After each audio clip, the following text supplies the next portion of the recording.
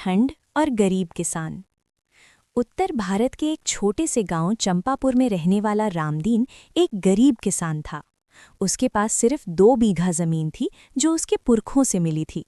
वही जमीन उसकी दुनिया थी, वही उसकी रोजी रोटी। रामदीन का घर कच्चा था, मिट्टी की दीवारें, ऊपर फूस की छत। ठंडी हवा दीवारों की दरारों से सीटी बजाती हुई अंदर घुस जाती थी। रात को घर में आग जलाने के लिए लकड़ियां भी मुश्किल से मिलती थीं। उसकी पत्नी सीता पुराने फटे कंबल को बच्चों पर डालते हुए बोली, हे भगवान, इस बार ठंड बहुत ज्यादा है, बच्चों को कुछ हो ना जाए। रामदीन चुपचाप बैठा आग को कुरेदता रहा।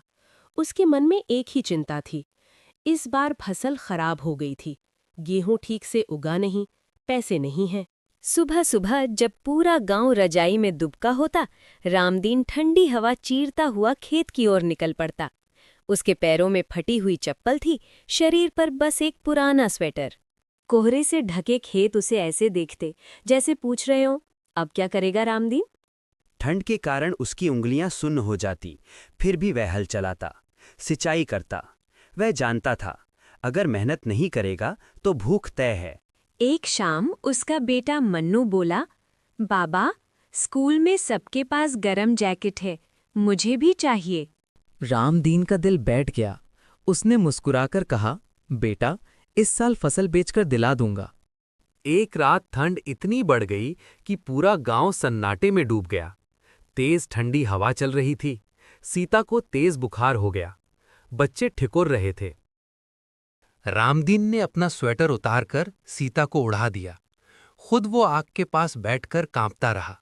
उस रात उसने आसमान की ओर देखकर कहा, हे भगवान, बस इतना बल देना कि मेरे बच्चों को कुछ ना हो। अगले दिन गांव में खबर फैली कि शहर से कुछ लोग आए हैं कंबल बांटने। रामदीन को यकीन नहीं हुआ।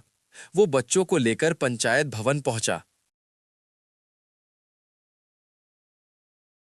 जब उसके हाथ में मोटा गरम कंबल आया तो उसकी आंखें भर आईं।